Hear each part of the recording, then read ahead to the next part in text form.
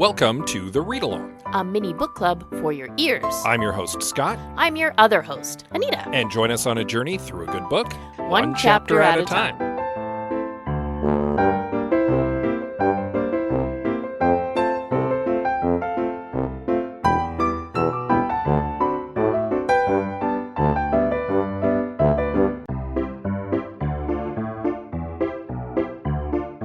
Do you like talking about movies? Do you like talking about mediocre movies? Do you like talking about how you could have fixed mediocre movies?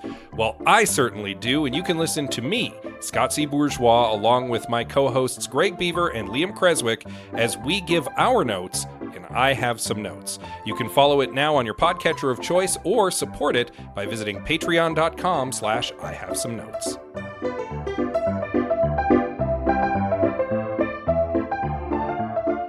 We just ate nachos.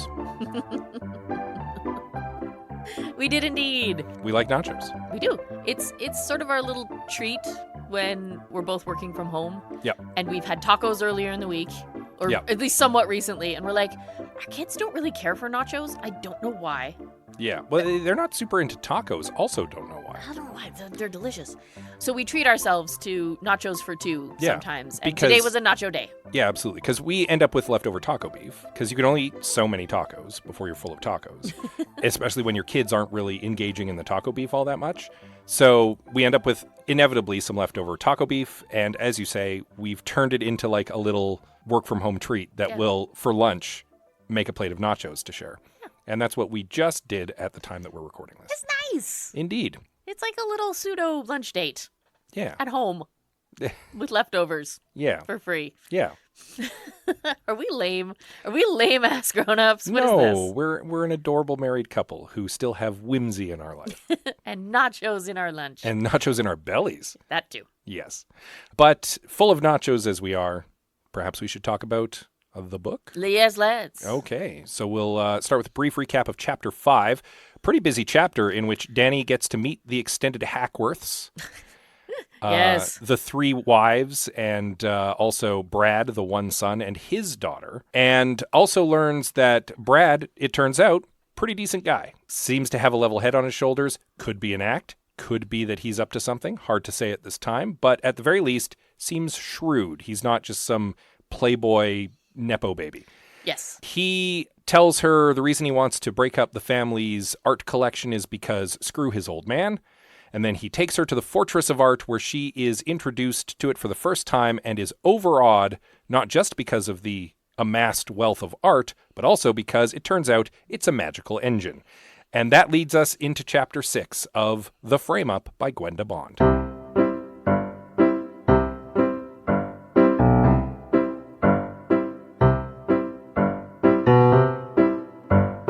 Dani heads back to the stone house. Yeah. Home. She still is having trouble wrapping her head around the idea that it's home again. Partly because, like, it's unfurnished, the bare walls and everything. It's not comfortable. Like, it's not lived in, you know? Yeah, and she realizes when she, like, lays out all of her stuff, she did it in exactly the same way she would in, like, a hotel room somewhere. Yeah, an anonymous hotel, she said. And so she, like, purposefully, like, spreads things out a little more and kind of, like, takes up the space. Yeah. Because it's her space. Yeah. She wants to occupy it again. Yeah. I think. She's just not there yet. No. I think it feels awkward to be in a home without the other people That there you're used that to... made it a home, Yeah. you know? Yeah, for sure.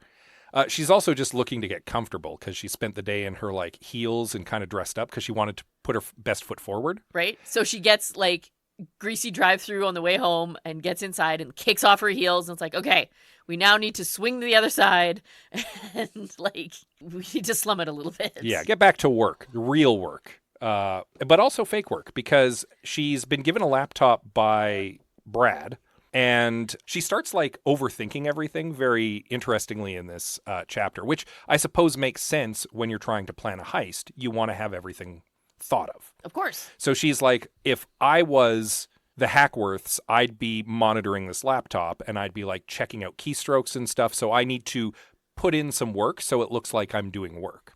But she also recognizes that that might not be the case because, I mean, the previous chief of security might have been lax at his job. And also, they're very rich enough that they can afford to not care about security as much as they probably should. Yeah. There is a level of wealth where it's like, we got robbed, whatever. Meh. We're just going to replace it all anyway. Yeah. It was all covered by insurance. I think it's funny that you started by calling it real work, because that's exactly what I wrote in my notes. She sits down and starts doing quote unquote real work to cover up the fact that she's doing her real work. Yeah. Right? She's got her personal laptop Mm-hmm. and then the Hackworth laptop. Mm-hmm. And the Hackworth laptop, she is doing everything she should be doing. Yes. Right? Nothing suspicious. Things that are perfectly reasonable within the confines of her job. Mm-hmm. And then on her real laptop, her personal laptop, She's heisting. she's heisting. She's planning heists. Yeah. She starts going through some of the things like the blueprints, which were provided to her and all that. And she gets a phone call on the new work phone that she was given. And sure enough, it is Brad Hackworth. Yeah. Checking in, making sure that she's settled in and has everything she needs, and also letting her know that he's arranged for that like list of all the art that she was looking for. Mm-hmm. And she's like, oh, he did that really fast, but then also recognizes, but then again, the auction's in a few days. So, of course, he had to do it fast. Yeah. Well, and then he even mentions, like, it already existed. Yeah. I just had to get it. Just had to get it out of Rose. Yeah. It's not like they had to compile all this information for her. It was there. Yeah. The challenge was getting it from Rose. And Brad Hackworth, a little flirty on the phone. A little bit. Now, in the very last chapter, in our last episode, I remember having mentioned, I feel like there's a little spark between Dani and Brad, and I think she's kind of into his attention. And you were like, no, you're reading into that. And in this chapter, no, I wasn't reading into that. No, you weren't, apparently. I was wrong. She straight up, in her internal monologue, is like, I like Brad's attention, and it's keeping my mind off of Elliot. Yep. So there is attraction there. She is not against the flirtation. No. She might be against, like, anything further than that. Yeah, keep things professional, but Yeah. things can be flirty and professional. Of course. But she is about to rob this man, Also that. right? And So, we don't know. Brad might have some other play going on too, right? As you've pointed out, the book is called The Frame Up. right? And he seems too shrewd and plugged in to what's going on. Even though Dani doesn't know whether or not he knows about magic or about the magic of the place. And indeed is kind of leaning on he doesn't, because why would he be breaking up the collection if he did? Right? Dani also has put together a working theory about what the magical battery is, Well, magical battery. but what it's pointed at. Okay. She has a working theory that Hackworth, the original Hackworth, William Hackworth, had created a magical fortress full of power in order to further his financial success. Because as she points out, like just from his well-known biography, he's a guy who seemed to have his fingers in every dirty financial pie. Yeah, anything that was corrupt. Yeah, if there was a dirty business, he was involved in it somehow. And yet, he never seemed to get smeared by any of the negative publicity of all of this stuff. He was the one guy who always seemed to walk away scot-free. She has to believe that there was some magic behind that, and that that's probably what the Fortress of Art was designed to do. Probably. To shield him and let him get wealthier and wealthier. I mean, maybe. Yeah. If that's what she thinks it is, she's more of an expert on this than I would be, so it makes sense. But I'm going to counter that with a slight question. This is a solid working theory, but if that was the case, why would Hackworth care so much about keeping it together posthumously? Because after he's dead, who cares? Mm-hmm. But he was so insistent that the fortress remain working after his death. Why? I can only assume it has something to do with Archer. Maybe. Because remember we talked last chapter about like the net of magic and the strength of it and how it all seemed to be like flowing and strongest around this weird portrait of Archer? Mm-hmm. An untitled gentleman. Yes, we'll get there. So obviously it has something to do with Archer. I just don't know what. Well, and everybody seems to be interested in Archer's painting. And I say that with a little more confidence in this particular chapter because when Dani goes through the security footage from today, she notices that Brenner and the evil twins both were looking at Archer's painting before she and Brad walked into the room. Yep. The fact that they all converged on it at the same time Mm-hmm. leads her to suspect that they might be in league with one another. Maybe. She's not 100%, but she's not ruling out the possibility that Brenner and the evil twins are working together on their own heist. Maybe. Yeah. It would not surprise me Indeed. at this point because there didn't seem to be any fighting. No. right? Nobody's going to fight at the viewing. No. Everybody's going to be smiles and nods and knowing glances, but nobody's going to do anything. But you know what I mean? Right? It's one thing to stand in a room with someone else, Mm-hmm. and it's another thing to stand in a room with someone else you're against, Yeah. right? And if she's not getting that vibe, then it's more likely to me that they are working together. That does seem likely. Right? Yes. Everybody's after this picture. Everybody's after this picture. And one can presume that Brenner and the Evil Twins, if they are working on this heist, might also be working for another third party. Mm-hmm. It might not be for their own purposes. Who knows? I mean, Dani's not working for her own purposes art-wise, right? She doesn't understand the value of the painting, though. That's something she's desperate to find out. Yeah. But she keeps coming up against a blank wall. Like, again, when she searches through the collection, the painting has the least information about it. It's the one that doesn't have a photograph attached to it. Yeah, it has basically zero catalog value. Mm-hmm. It is, what's it called? An untitled gentleman. Untitled gentleman, comma, portrait. Yeah. With the rough year that she guessed it was anyway, artist unknown, no picture, no valuations, nothing. Yeah. Nothing. She gets nothing new on this But picture. everyone is interested in it. Yes. Most especially the subject of the painting, Archer himself. Right? So a lot of questions going on there. I wonder if, and this may seem obvious, the reason Archer can't get it himself is because he is obviously the man in the portrait. And that would be weird. It could be. Like, because I do remember him mentioning in one of the earlier chapters that it's not as easy as him just going and bidding on the painting. Yeah. In fact, I believe he went so far as to say he can't do that for whatever reason. Oh. So, hard to say. Huh. Thought that just occurred to me. Maybe all this magical fortress is to keep Archer away. Not Maybe impossible. it's Archer repellent. Maybe that's why he wants the painting so bad.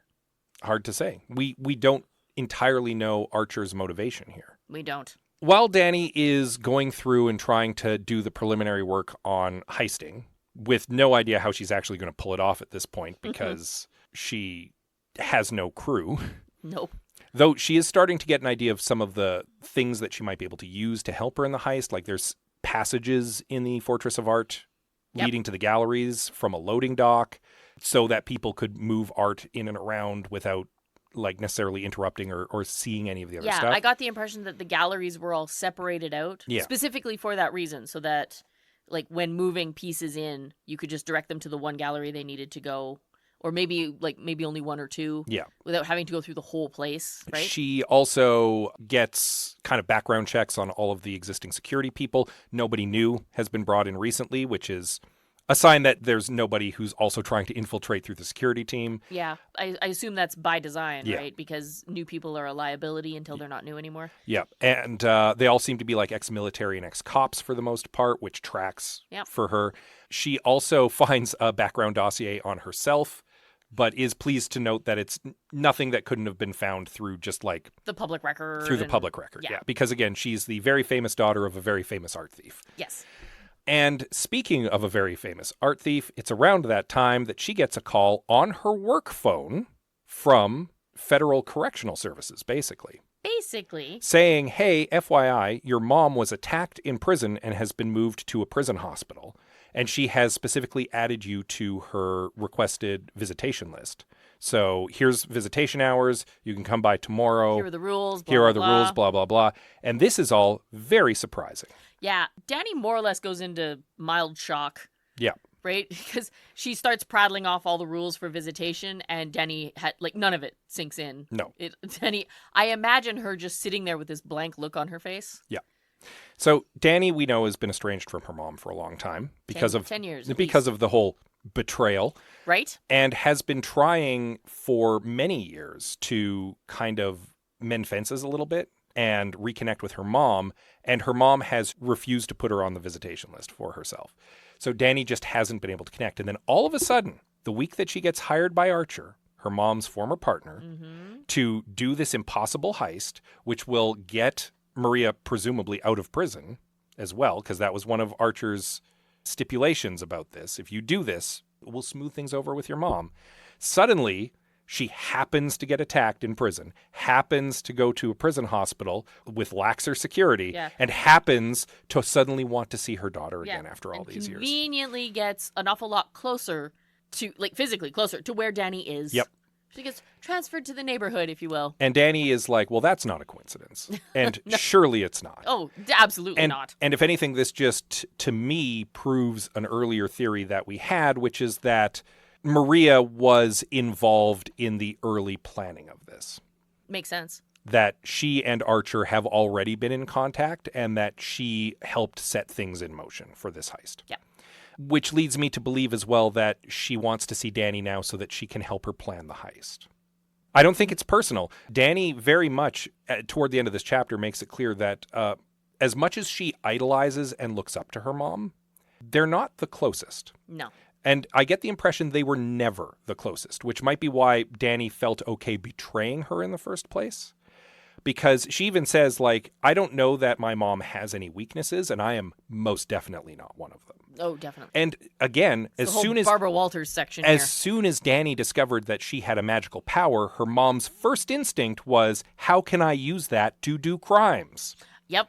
And that does not speak to the best relationship. Not really. No. No. So, yeah, my feeling is that this is a play for Maria to stick her fingers into the heist from prison. Maybe. And to kind of direct Dani. I mean, based on what we know, it tracks. Kinda, yeah. It tracks.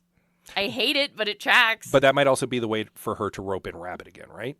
Because if Maria's getting her fingers involved, she could be the one to be like, I'll talk to the old crew and we'll get them on board. Yeah.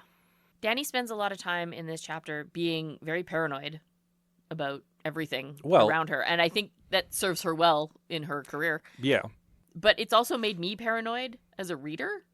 Like, everything is suspicious.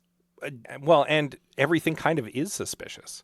Like, Brad is suspiciously nice and suspiciously not aware of what's going on with the Fortress of Art.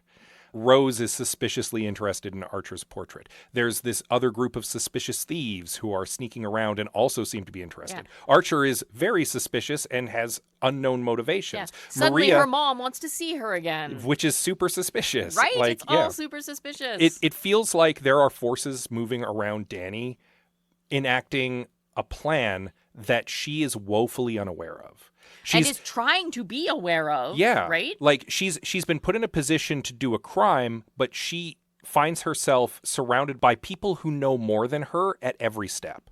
And nobody's telling her what's going on. Yeah.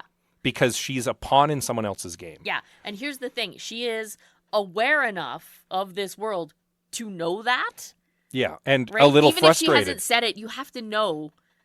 It's obvious that she knows there's something going on and she's trying to figure it out. Yeah, and she's frustrated that everybody else seems to know more than her. Yeah. Well, not everyone else knows more than her, but lots of people do. Yeah. All the information is out there. She just has to collect it, and that's going to be hard. Yeah, so it's a mystery and a heist. Two of our favorite things. Fun.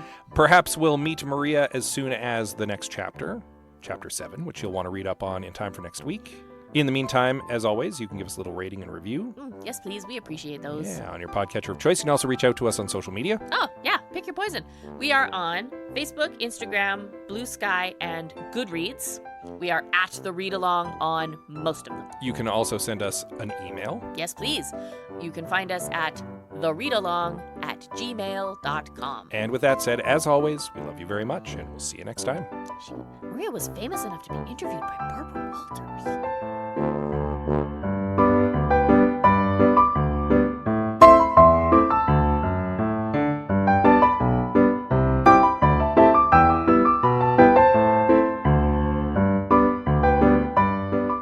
Thank you for joining us on The Read Along with your hosts, Anita and Scott Bourgeois. All Read Along music is by Kevin MacLeod at Incompetech.com. Cover art is by Aaron Beaver. Be sure to join us on Twitter, Instagram, and Facebook at The Read Along, and check out our group on Goodreads.com.